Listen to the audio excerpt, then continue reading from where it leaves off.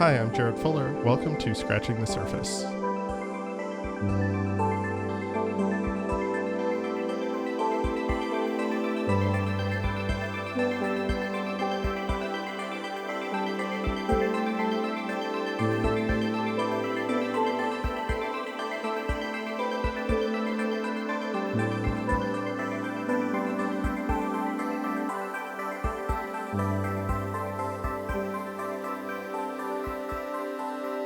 I got into graphic design in the mid-2000s, which in retrospect feels like this pivotal moment in graphic design history.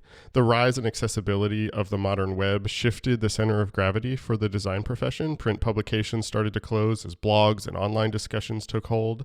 Companies and brands were getting online, opening a whole new area for graphic designers to work in. The ability to share, to buy, to trade resources had never been easier. In many ways, I'm very, very grateful that I entered the design profession at that moment, that I got into design when I did. I've talked before on the show about how blogs were central to my understanding of design, but another resource from that era that holds a special place in my memory is a site called YouWorkForThem, which was still is an online store that sold stock art, vector graphics, typefaces, and typography and design books. I'm pretty sure the first fonts that I ever bought were from YouWorkForThem, and I remember downloading vector packs to design some of my early posters. When I look back on my work, then it feels very much of that era. Not quite fully digital yet, but also no longer simply print. The aesthetic that shaped me in the mid-2000s as a teenager getting into graphic design was shaped in many ways by the resources that were available on YouWorkForThem. YouWorkForThem was co-founded by my guest today, Michael Cina. Michael is hard to define. He's a graphic designer. He's a creative director. He's an artist and painter. He's a typographer. He's an entrepreneur. His work with clients like Apple and Disney and Adobe, but he's also had a 15-year collaboration with the record label Ghostly International, designing over 200 album covers for them and shaping the visual language in many ways of that label. Michael left YouWorkForThem in 2010 and started Cina Associates, which he's run ever since and has sort of continued working on this diverse range of projects where he's focused on branding and identity design, typography, and creative direction. I wanted to have Michael on the show because he was central to that shift in graphic design in the mid-2000s. He sold products for other designers, but also was continuing to work on his own projects, his own typefaces, his own artwork. I was interested in how he's navigated these shifts in his career. I was curious about the influence of his painting work in his commercial work and why he's continued to be committed to spending 50% of his time on self-initiated or personal projects. I was also curious about how starting a business to help other designers might have influenced his own work and how he thinks about the design profession. It's been a while since I've had a practicing graphic designer on the show, and Michael in many ways is the embodiment of the type of designer that I'm interested in, straddling the lines between design and art, between personal and commercial, between big projects and small projects, all with a thoughtfulness and intentionality that I really, really admire. If you liked this episode and what we do here at Scratching the Surface, I hope you consider supporting us on Patreon. Patreon supporters get bonus interviews, full transcripts, an exclusive monthly newsletter, and help keep the show free for everyone. You can head over to patreon.com/surfacepodcast to sign up. And thank you so much for listening. And here is my conversation with Michael Cina.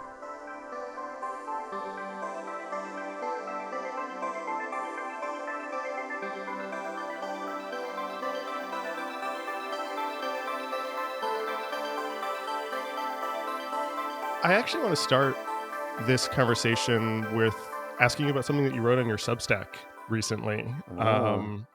You've been very prolific on Substack and really sort of generous with what you're sharing. And you wrote something that I've been thinking about a lot. And I'm going to just read this back to you for a second. You said, over the past 2 years, a sense of aimlessness crept into my professional journey. Although it might not have been immediately apparent externally, I felt an inward wandering or blurred focus. I'm someone who is intentional about my actions and choices, and I eventually came to the realization that I had veered off the path. Mm-hmm. And I'm hoping you're willing to sort of talk about this a little bit more, because I found that so honest, and I think that's something that a lot of designers feel. It's something that I immediately related to. Could you talk a little bit about that feeling of aimlessness and sort of, um, the path that you found yourself on and how that diverged from sort of the work that you're wanting to do? Yeah. So I was always working on the work that I wanted to do. I have had the opportunity and the fortune to just work with amazing clients and Mm, on amazing high creative projects, so that wasn't the problem. The problem was is that when I first started into design, my my goal was to be 50% personal and 50% right. client work. And what I ended up finding myself was overworked 100% client work with no, like the painting had Mhm, stopped, mhm. sketchbooks had stopped, the writing had stopped, the just personal work really just went away. And I just found myself like just working on client work till I went to bed, wake up, another. And I think that that's just that steady diet of that over time is not what I signed up for. So I had to really kind of go look around and say something's off, because really how it happens is, and we're talking this is over a course of 10 years, Right. so you make an adjustment, a minor adjustment here or there. You say, oh well, I'll do this or I won't do that. And so I think that there's a lot of decisions that you can make that aren't true to your vision. And if you don't have your vision um, solidified and you're not sticking to that vision, you'll find yourself lost in the woods. I love that you brought up this sort of 50% personal work, 50% client work. I've heard you talk about this in other interviews and talks that Hmm. you've given. It seems like that split was something that was there from the beginning, from sort of like Absolutely. early in your career. Where did that come from? Or this, where did why was it important to you to sort of devote time to work that you wanted to do, to this personal work, self-generated work? How'd you arrive at that? So when I was in college, I went to school for visual communication and fine arts. I had a BS in painting and printmaking. And so I had a double major. And so, really, I got into design through advertising. So I thought advertising was design because back when I started, and it's so ridiculous now, Yeah, yeah. but back in the 90s, design was not a thing, really. Like there were small houses, it was under the radar. Mhm. So I found out about, no, like I wasn't going to be doing um, any design in my advertising classes. And then I Right. was just like, and then someone said, oh, that's what, design is for. And I just literally, and I'm not kidding, that day walked to the admissions and just changed my major. And because it was just like, I just always have been in the arts and I knew that's exactly what I wanted to do. So I've never, from since day one, had a plan B or another vision for what I wanted to do. So when I got into design, I started in, it got online in 96 is like when I first really, left college, which I dropped out of college right before I graduated. Okay. And, and, and just found got on the online again. So I was creating work that was solely for myself, and it was back in Mhm. the day of David Carson, Ray Yep. Gunn, Yep. Designers Republic was Mhm. probably my biggest Mhm. um, North Star, though, because when I saw the records that I had been buying were designed by these guys, and then Emigre featured them, I thought, oh yeah, this it's on. So I really was all into creating that vision. And I think the Designers Republic really brought forth that vision. And so when you're online, web publishing is free, right? Online. Mm-hmm. Publishing in the real world is not. And so you could just make whatever you wanted. So I always knew that I had a vision and that I wanted to communicate my ideas. And I spent that time doing it. And back then, too, there was no commerce, Right. right? There was Yeah. no Yeah. companies, there was no big brands. I mean, I can veer down a million different paths on here, but like 96 was pretty much like extremely tiny images, if that, and mainly text. Search engines just had started. There were no designers that I saw online besides like less than 10. There was definitely.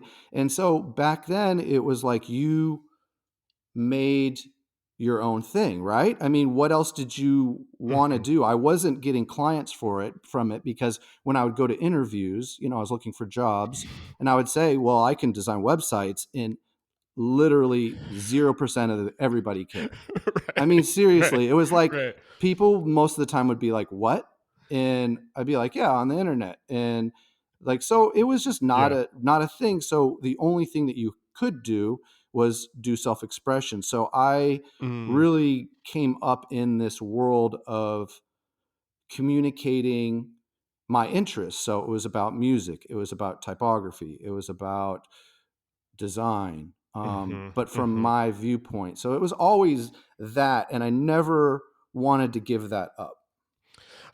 What's so interesting to me about your work and the way you just phrased that answer starts to sort of clarify something in my mind because and it's why I wanted to ask you about this sort of aimlessness that you wrote about Yeah, recently because you do so many different things. I do.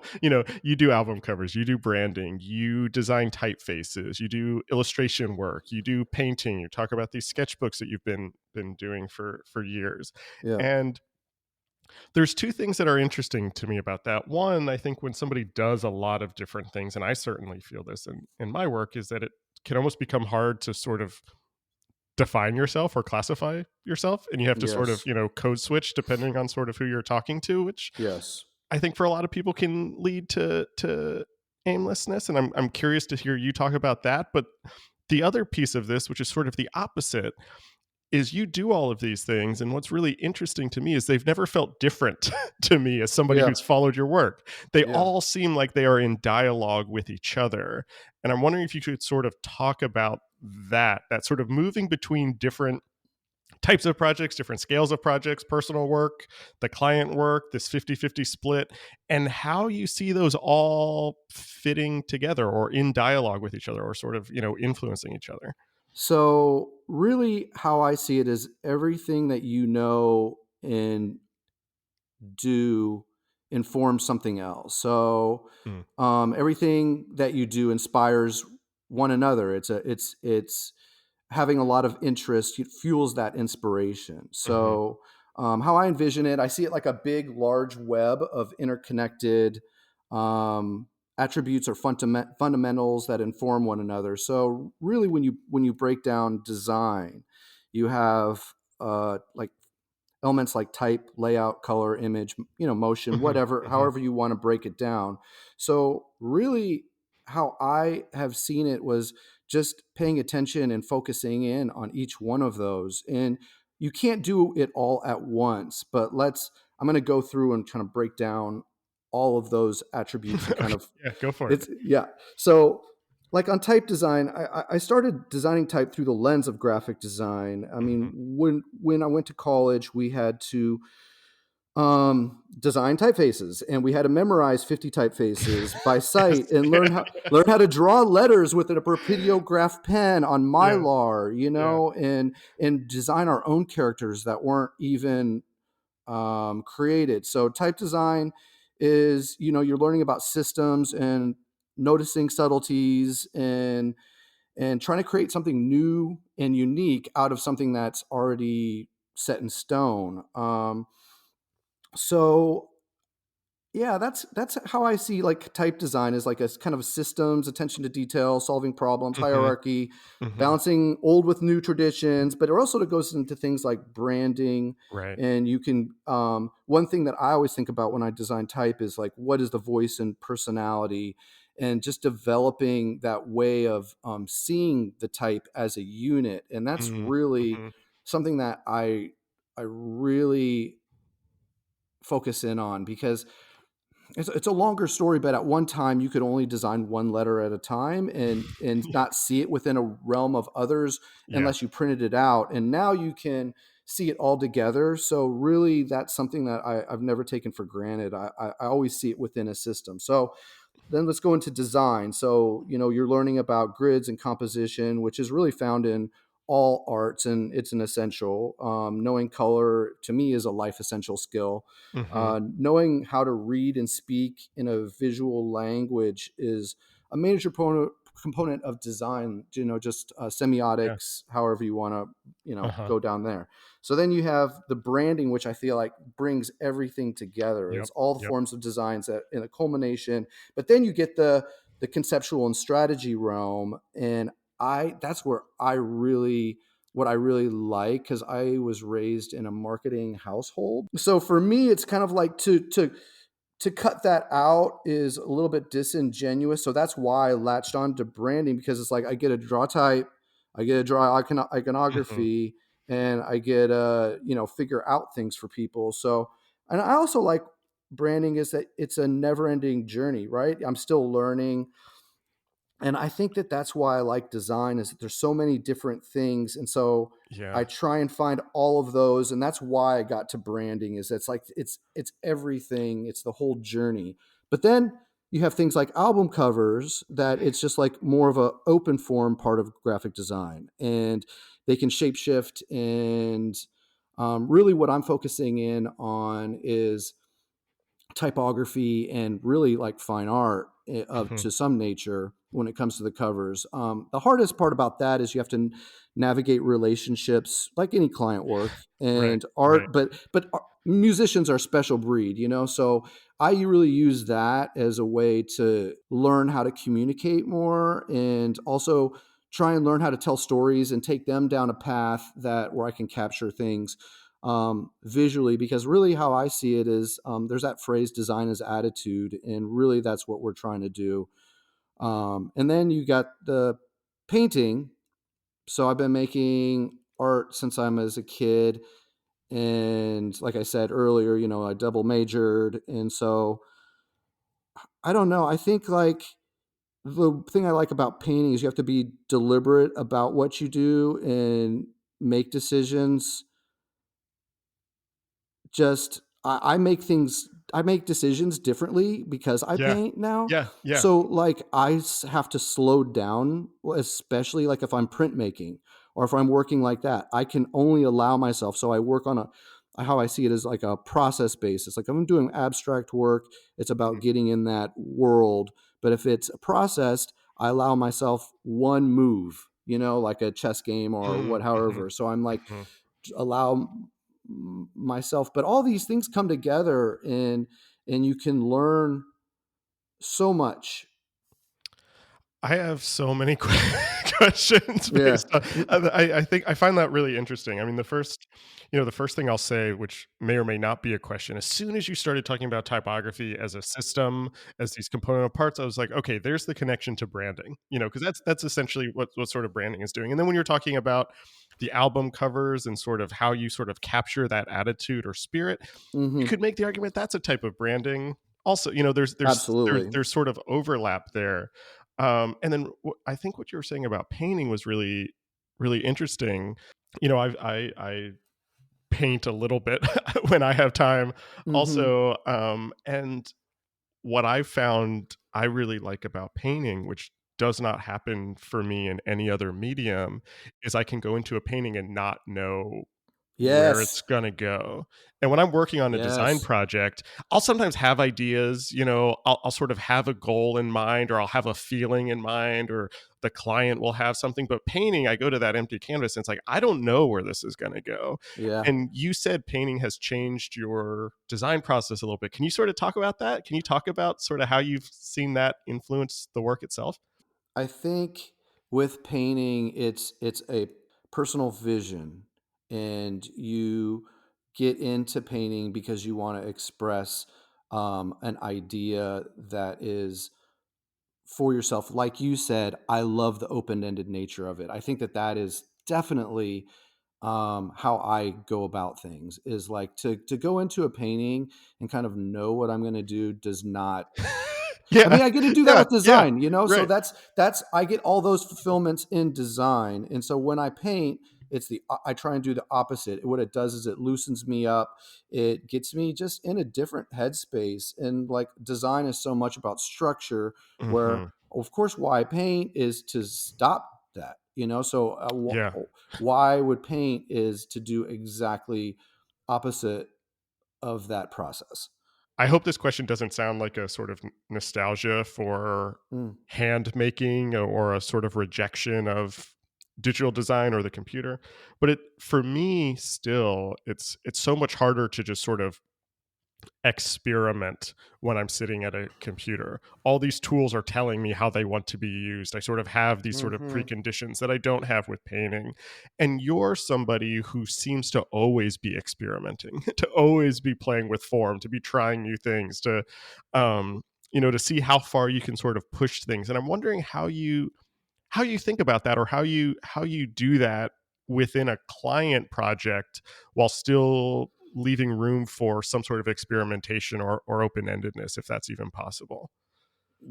That is $1 million question right there. I think that's a great, and that's really where I'm at, is like trying to take clients down a road that isn't set in stone is Yeah. really hard for people. Yeah. Everybody wants to know that you have all the answers and that you're going to solve all the problems, but I think really what the reality is that you have to walk down the path and see things together.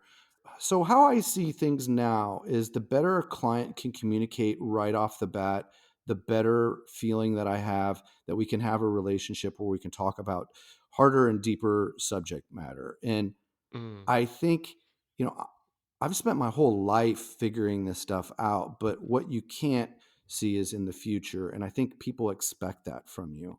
mm. So really being able to have honest conversations and let them know that we can, if things aren't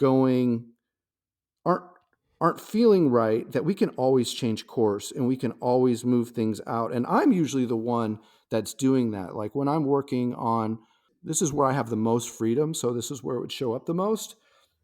But as an album cover designs, is that I will switch directions if I feel like I need to, and I'll explain that. But when you're in a client project, it's a Okay. little bit harder to do that, to go. And so what you have to do is like go back and say, this is what we're trying to do. This is our objectives. Are we meeting those objectives? Yes or no?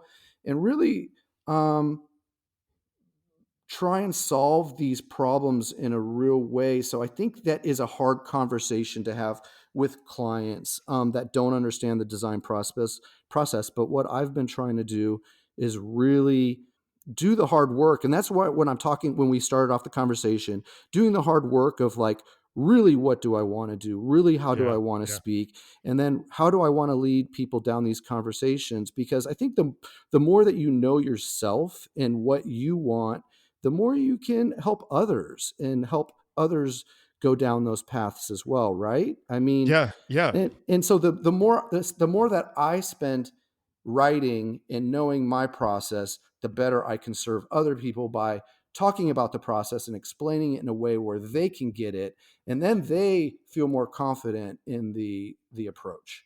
I think that's exactly right. And I'm thinking about my own sort of journey and zigzag in design. And I'm also thinking about my students as you're saying that, because I have so Yeah. many students who, they look at the design scene today and they look at sort of the dominating sort of like the big tech companies or the big brands. I mean, you've worked for a lot of these people, you've done projects for a lot of Absolutely. these companies. And they're just like, I don't know if I want to do that. Like, that seems so faceless. That's like, how do I bring my ideas into, just to like run down your client list for a Yeah. second, a Disney or an Adobe or a Yep. Coca-Cola. And you're somebody who goes between those. You do stuff for Disney and Adobe and Coca-Cola, but then you also, you make album covers. Like, how does your work change or your process change or your approach change if you're designing an album cover for someone like Matthew Deere to like a typeface like Disney? Like, how do you sort of bring your ideas into a Disney the way you would a Matthew Deere, if that makes sense? You know what I mean? Hmm. Well, I think every process is different. And the more that you experiment with process and language, you're able to shift focus and know kind of how things are supposed to be done. Like I'm working on a community building project right now, and Mm, I've never done something like that. wow. But everything that I've done has informed it, and where you kind of go into it thinking, well, I've never done this, I don't know anything. Everything that I've done informs that. And so I have strong opinions right away. And they're not informed by anything I've read or done, or you know what I mean? And so Yeah. it's really strange to go like, I don't know why, but this is the right way to do it. And Yeah. and so I trust I talk sometimes about developing out your gut and your feelings. And when you're young, you have a very closed, rigid structure of things, how things are supposed to be done. And Mm, as you get older, you see the reality is that there's a million ways to do these, but what's the wisest way, or what's the way that right. is the most impactful? And that's how I lead these projects. And it can be nerve wracking at times, because sometimes there's just not a process or language around them, and you have to build those.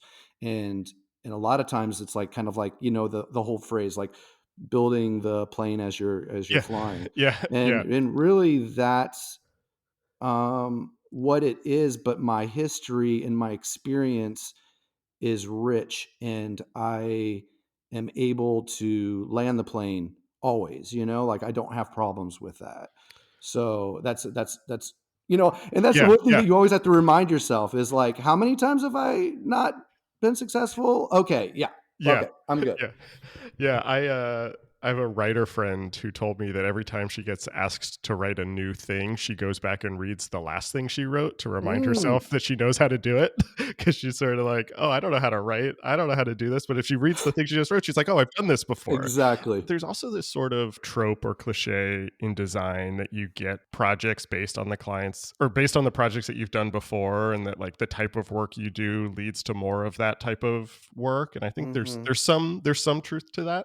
And I'm wondering how you think about that in the context of the range of your work. Do these big brands come to you because they've seen that you work for other brands, or have these big brands ever come to you and been like, "Hey, that stuff you do for Ghostly, do some of that for us," or "Hey, we saw your sketchbooks or your painting." Like, how do those start to like? Do you actually get work based on the opposite type of work, I guess, is the question. Yeah, of course it's never a science on how Hmm. you get work, but I do feel like it's very. Let me think about this. This is a really hard one, because I think that there's no rhyme or reason why you get projects, and a lot of times what you show is what you get, but what you do does not guarantee your next project. I Mm, mhm. recently got hit up for doing, like, I don't know, like two or three websites, and I don't ever advertise that I do websites, but I think that I think that people that come to me know that I can help solve those problems. Mhm. And it's true. Like I just designed a website for a company, in a very short amount of time, and actually kind of gave them their whole business plan.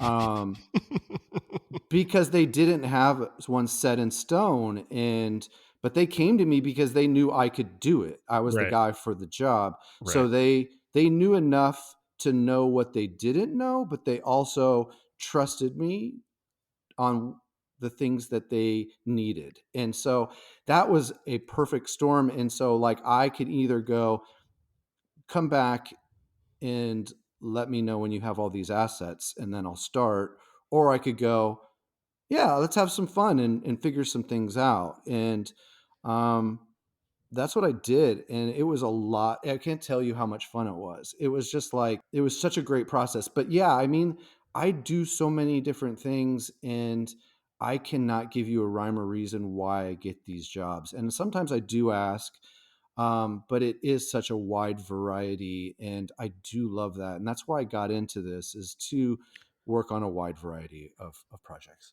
Yeah, I mean, and just, thinking about websites for a second, I'm thinking about your website, and the Cina Associates website links to the Cina Art website. You have all this Hmm. stuff together. It's not like you're trying to separate them or to, Yeah. let only the branding clients see the branding clients. I was sort of curious how you think about that. Yeah, it's that one has always been a hard decision. And finally, it's taken me a long time to figure this out. But really, it was seeing the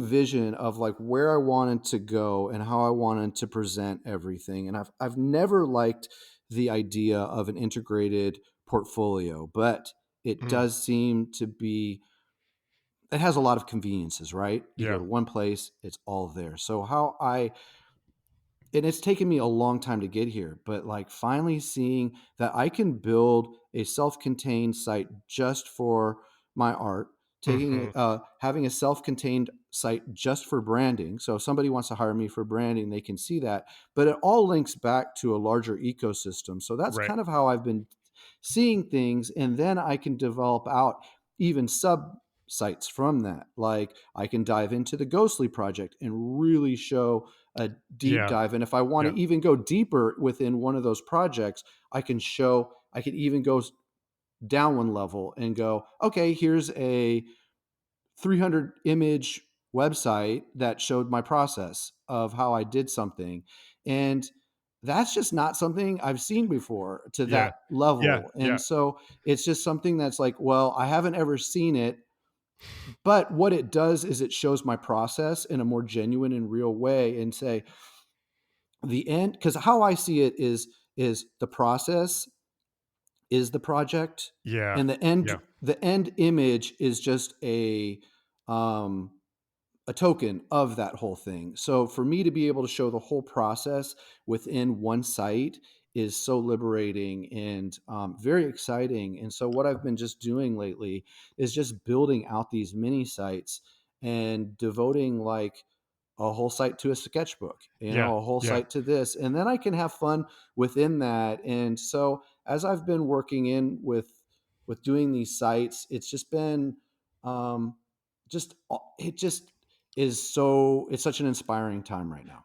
Yeah, and I mean, and then you could even go a step further in that then you're writing about the process of building these sites on your Substack, and so we're Yeah. seeing that process too, which is, Yeah. there's sort of these layers of this. I think you're right, and I really love the depth that you're going into, by doing these mini sites. Let's talk about your work with Ghostly for a little bit, because Hmm. we've sort of been talking around it. You've been doing work with them since 2008, I think, somewhere around there. Yeah. End of 2007. Yeah. And I sort of have a thought about you and Ghostly that I want to run by you and see what you think and maybe extrapolate on it a little bit.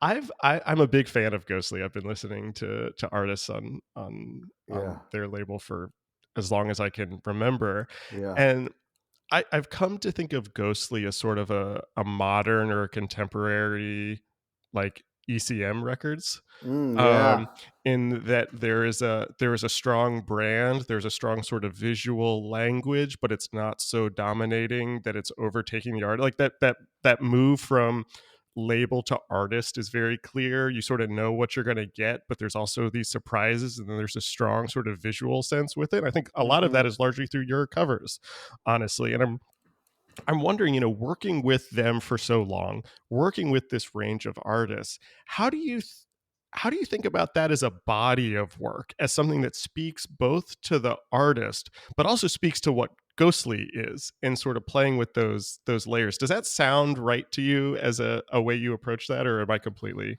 off?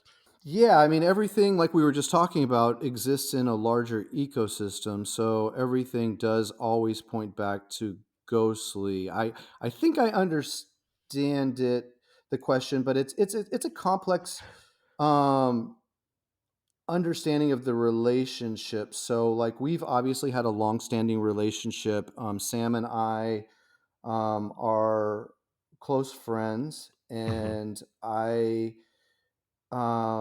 see them as a collaborator, and I'm part of like their inner circle. So I am doing a lot behind the scenes as well. Mm. I serve as designer and advisor slash consultant. I work on strategy with them, and so really you can't divorce anything from that. But I think what also we need to point at is Sam Valenti is very well versed in business as he is in art. I mean, he Mm. is better versed in fine art than I am, and I don't know many people that know more about fine art than me, you know what I mean? But he is an encyclopedia like I Yeah. am with music. He's an encyclopedia with art. So his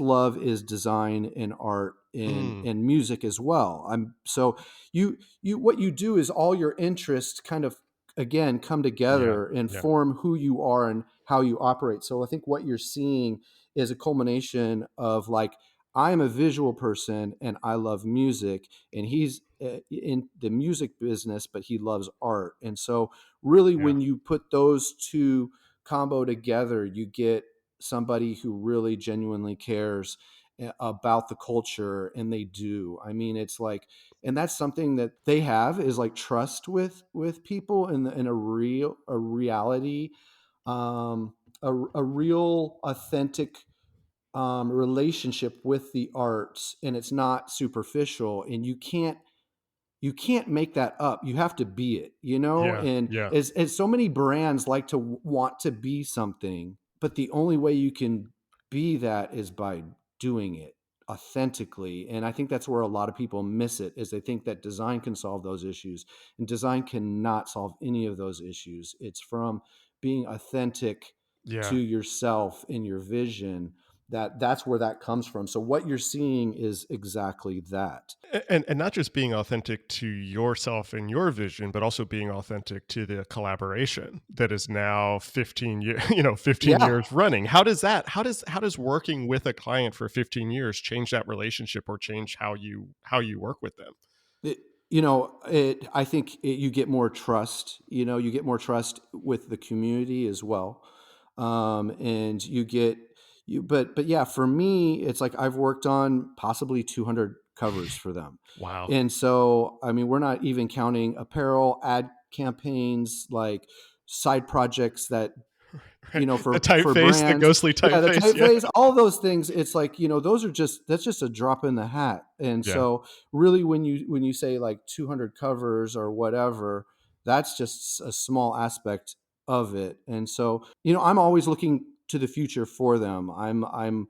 I'm sharing like bands that I really think have potential, so there's a lot of things that go on with that. But what you do is you get a seat at the table after you Right. get the trust, and Right. then and that's something that I wish I had more of with other companies, is that when you develop these relationships, it's magic because you don't have to explain anything.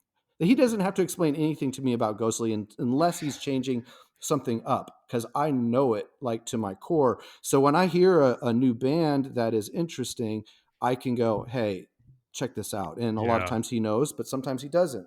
And so it's just, or I will come up with ideas under that notion of what they are and what they're doing. Like I was just sitting around one day, and this happens a lot, and I just get a vision of how I can use their logo in a system. And so Mm, I'll say, hey, this is an idea. I'll sketch it out. I'll show it to him. And then he goes, great idea. Let's hold on to it. Let's think about that for the 25 and start talking about that more. So then we'll just have like little conversations here and there yeah. that kind of build up to something. So, and that's again, that's another way of working that is um, very wise, is not to jump in head first, Yeah. um, is to look around and see things and walk slowly. And that's something that I think we've really been able to do. And I just think it's such a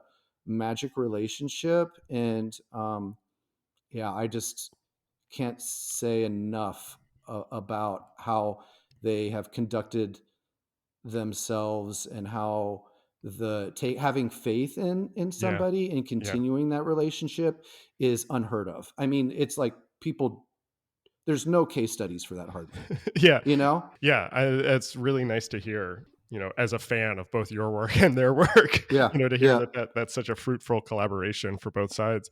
As for we head sure. as we head to the end of the conversation, I actually want to go back in time and Okay. talk a little bit about your early work because like I said earlier, I've been following you for 20 years Uh-huh. at this point almost. I first discovered your work. I can't pinpoint exactly. I was still in high school, interested in design, and I found your company, You Work for Them, which was Mhm. a sort of sister company to the studio you were running at the time. We Work for Them, Yeah. and on You Work for Them, you were selling typefaces, sort of stock art, Yep. things for designers. I always saw it as like typefaces and sort of like stock art and imagery for designers by designers kind of thing. Yep. It's very possible. I wanted to bring the receipts to this conversation and I could not find them. It's very possible You Work for Uh, Them. I bought my first typeface from from you, yeah. Yeah. 20 years ago, and you got out of that in 2010. So I Yes. realized this is distance, but that running that for 9 years, 2001 to 2010.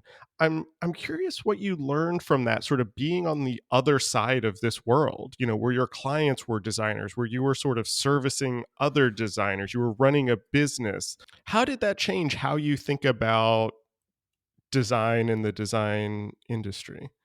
I think there's a lot of ways and go in on that question. I mean, I was the consumer, or I was Oh, the yeah. the customer, so it was very easy. But I think like what I'm gonna do is just kind of back up and kind of like, because I think really it was like how the vision started for it as Yeah. well. Yeah. And so, obviously we were running a design agency, working for incredible clients, but I had a extensive typeface Right. library that I had designed in previous typeface foundries that I had run, like Test Pilot Collective and my own personal one when I first Mhm. started. And so I had these typefaces that were not being sold at the time, and so I really needed a home for my typefaces. Mhm. But at the time, I also had been importing extremely rare and expensive design books that Oh, you right. I forgot about that. Yeah. Yes, that you could not find in the United States. I mean, you could just not buy a copy. If you wanted to buy a copy, you're going to pay $200 plus shipping Right. overseas. And so what I started doing was um, just researching all of these books that I wanted, such as Grid Systems and Emil Reuter's Typography, Mhm. and buying them from places like Niggly over in Germany, importing them, paying the importing fees and whatnot. But then also, I would buy them in bulk. I would buy like 20 copies, and then I would sell copies to my friends for like 40 or $50, Right. which was unheard of. Right. I mean, Right. again, couldn't touch that book in the States, much less than $200. So I was doing a lot of research and finding these titles in these books and doing that on my own. And so I ended up posting some of these as well on You Work for Them. So the typefaces were on there, the books were on there, and so That's right. I What remember it this now. Yeah. Yeah, and so what it did is I think it kind of set the tone for more of a proper or Swiss notion of what design was, because that's what I was interested in. So I was pushing Mm, that thing, but also, I was buying books from all over the world as well, from the Netherlands, Japan.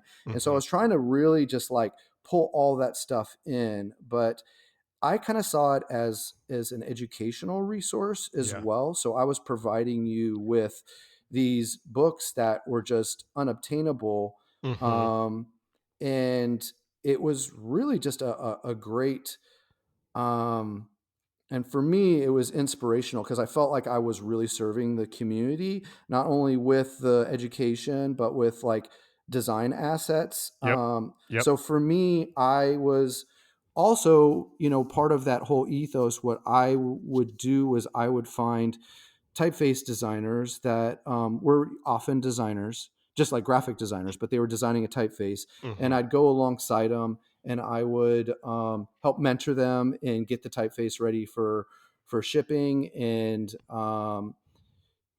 just really trying to show people that you can not have to just solely do client work, that you can sell products that you make, digital art. We were selling digital art back then, as quote unquote stock art. We were just doing things in a way that I was hoping help people with their career, and just really like trying to link that up. Like, you have a great vision and you're Yeah. trying to do this, and I can provide you with a retail outlet that also has the same vision that you do. And so really, like, that's kind of how I thought about things. And I don't know if that answers your question. I think you probably should follow up. And Yeah, I mean, it does, and it I think as as one of your customers, as a 15-year-old yeah, or whatever it yeah, was, that's what I appreciated about it. It was educational, and it was also accessible. I think, like, that's yeah, first typefaces were from you is because they were the only ones I could afford.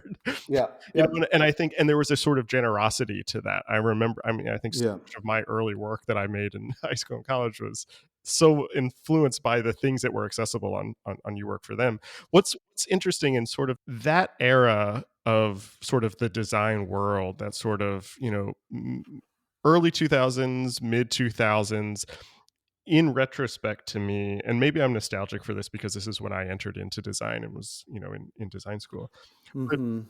it seems like there was a shift there from a sort of like print dominated design to a digital dominated design culture. And Yes. you're already talking about sort of your early web experiments, but you were doing You Work for Them right at a turning point in the design world where the print magazines were dying, the sort of the print dominated industry was changing, and it was all moving online.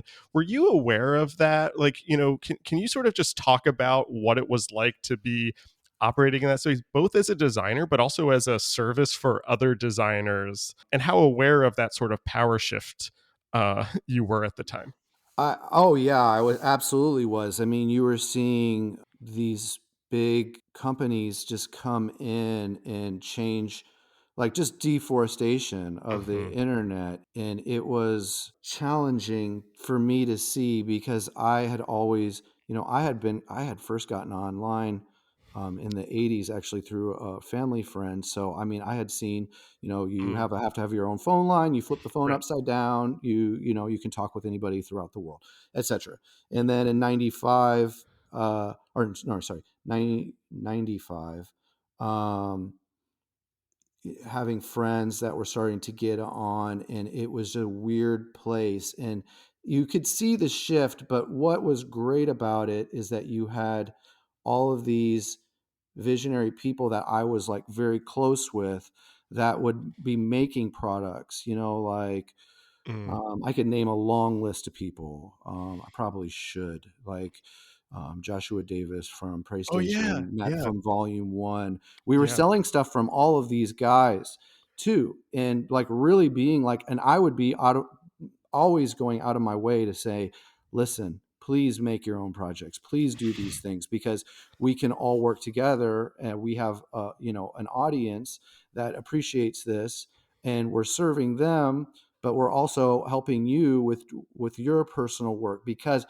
all of these projects were coming out of these personal Mhm. places and Yeah. personal how do you deal with motion online? How do you do stuff? And like a lot of these guys, we were all trying to break the internet more, not trying to Right, right. not trying to build on it, trying to just see what you can do on it and explore. And so Yeah. really, like, I did see that, and I saw that there was a need for this unique voice that was like a younger audience that Mhm. really got it. So like I um operated under that world, is like my world becomes their world. But I've done some reflection on this recently, and really it's like I found, and I've done, and part of it was like doing all these personality tests and everything, but I have a high entrepreneurial That makes sense. attributes. And so it's like when I saw that, I was like, I don't know, that seems weird. But like then I look and think about it for 2 seconds and I'm like, oh yeah, that's totally right. So like Uh-huh. I just took all of these things that were me, helping people, having fun with what you're doing, all of my all my interests were were in play there. And so that Mhm. was almost like my perfect scenario. I'm able to find books. I'm just I mean, I have a whole studio full of books here, and then I have a basement full of books and records. That's kind of who I am, is I'm Yeah. just that guy. Yep, It's just yep. I love having these collections, so when I need them, I can have them. But I also love sharing too. I love Uh-huh. being like, well, you can have these books too. These are, Yep. and trying to sell them for a decent price. When Amazon started popping up, that really killed a lot of that game. And but yeah, I think like really for me it was like, yeah, I was aware of that the world was changing, and and I saw it, but I of course you can't see into the future to really kind of go. But as soon as like I stopped feeling that excitement, I was starting to like in Yeah. 2007, like we had mentioned, I was doing stuff for Ghostly. I was starting to paint again. I was doing things like that. So really, when you dive deep back into your interests, that pulls out a sea change, right? It's like that. It just, you're kind of like, I'm out, take it easy. I'm on to, really kind of going about things how I want to do them again. I have two more very quick questions. Yeah, please.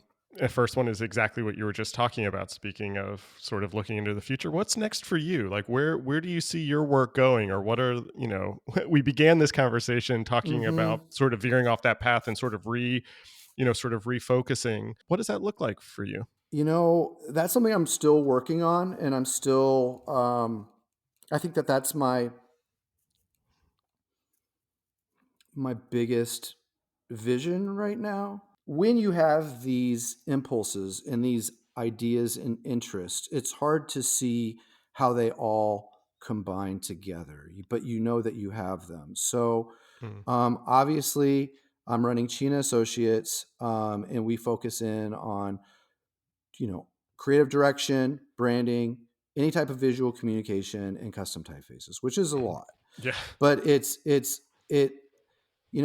we try to work with large and small clients, and also work with agencies on special projects. So like we're doing all of these things still. And how I hire out, and I'm just going to say, because everybody asks this, is I just have a team of people that I work with and I hire accordingly. Since we do a lot of different projects, I can't always, have a typeface designer on staff. Hmm. But I Hmm. do have, 3 or 4 people that I call for work. So that's kind of how I do it, and how I'm starting to see it is it's just like solving creative problems is really how I am approaching it. But I also have this strong desire for education and community. So I've been really going down these paths and Hmm. exploring, what does this look like? How can I build something?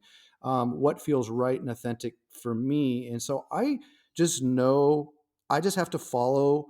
And I talk about it sometimes on my Substack, is just following these energy things. So like I just got off the um, phone recently with somebody and talking about like community building. And after, I was just so amped, Yeah. I was so charged up and I know that that I'm in the honeymoon stage, and that this is, when you really get into community, it's very difficult. And so I fully not naive about it, but there is that naivety of where I haven't been in those. I have started communities. I'm part of a larger community, but like starting something on your own is a completely different look. Yeah. And so I just really just follow. I'm following my interest in also seeing ways that I can help people with my experience and wisdom.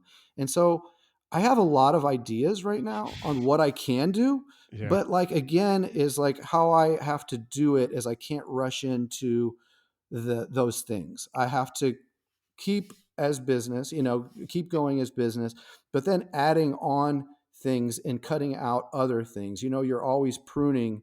And that's really important is you can't start something else without stop doing something else. It's just, you have to really always be mindful and conscious of that. And so I've been really exploring these routes and trying to figure out what that is. But I think what I'm doing is moving more into a elder role, so to speak, and helping people with solve problems. Like, like I said, um, I'm starting to get companies come to me and be like, we have this problem. How can you help us solve it? Or we need this look and feel, and we know that you'll be able to do it. So I still am doing side projects. Like I'm still designing typefaces.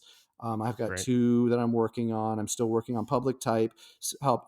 I'm bringing that up to help sell other people's typefaces Right. right now. Right. But also I'm just doing a lot, and it's, Yeah. but the thing Yeah. is that it feeds itself. It all like Yep. is part. So I'm just starting, for some reason, I've just started drawing iconography again, and like weird Mm. ones, not just like logos that could be used on something. They're like strangely specific, like, uh, uh, uh, just making up things and having fun with it, and just really kind of getting back into Yeah. that world of like discovery Totally. and experimentation and wonder, like capturing that wonder. And so I think that that's really where I'm at, and I've just been seeing so much fruit coming from that I can't stop.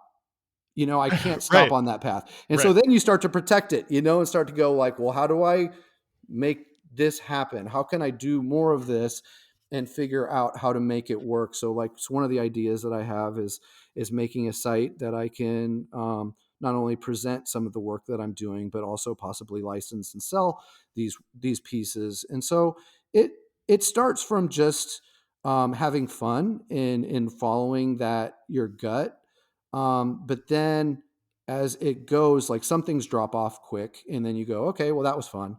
And then some things keep going, and you go, okay, well, then how do I need to build a world around this? I feel like if there's a theme to this conversation, it is that. Yeah. Like I think Yep. that's exactly right. And that's a nice way to wrap up this conversation. So I'm going to ask you the question that I used to end all of these, which usually is what you're reading right now, which I do want to know what you're reading.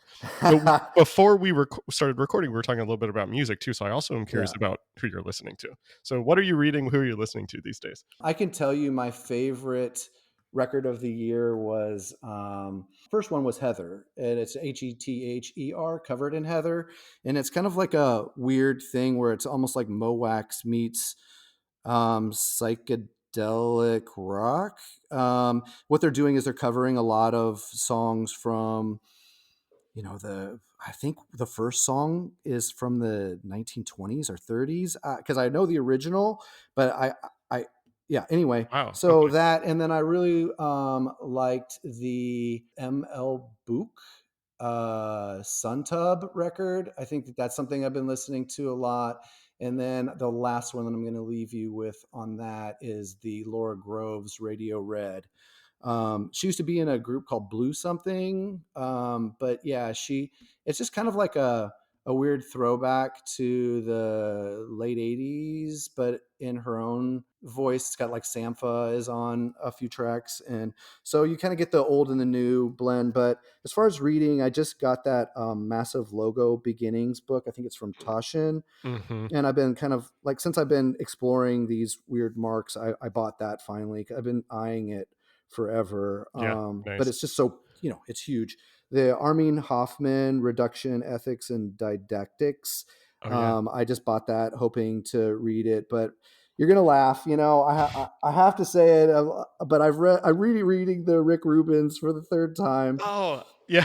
Because I'm teaching a class at Pembroke with Matthew Schlein, and we're using that as a reference. So I just have to keep on reading it and just understanding what I want to pull out of it and how do I want to encapsulate that. But really the biggest one that I'd wanted to mention was the Visual Thinking by Temple Grandin. And Oh, yeah. I think the subtitle is like The Hidden Gifts of People Who Think in Pictures, Patterns, and Abstractions.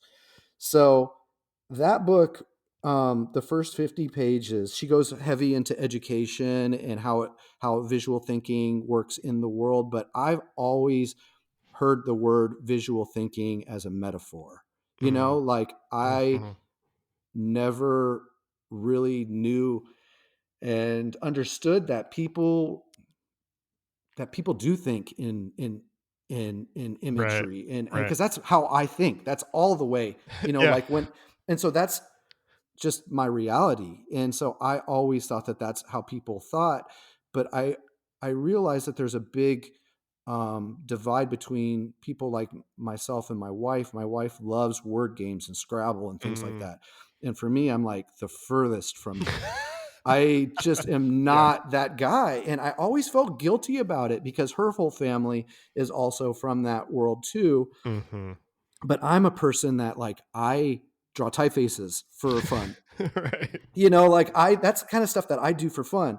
And so really hearing that rocked my world. Honestly, I was in tears. I mean, Oh, wow. Wow. and so that book really changed my life. And that I would have to point to, again, Visual Thinking by Temple Grandin. And she is an amazing person in general. Well, that is a great way to wrap up this conversation. Like I said to you multiple times, Michael, I've been following your work for, Thank you. 20 years, essentially my entire design life. And so this was really fun to talk about your work and how you think about your work. Thanks for being on the podcast. Thank you so much for having me, and looking forward to talking to you in the future.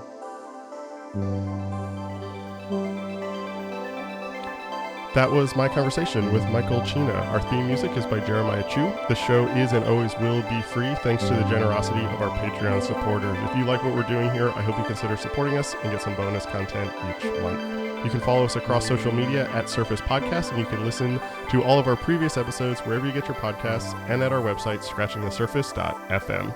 Thanks for listening.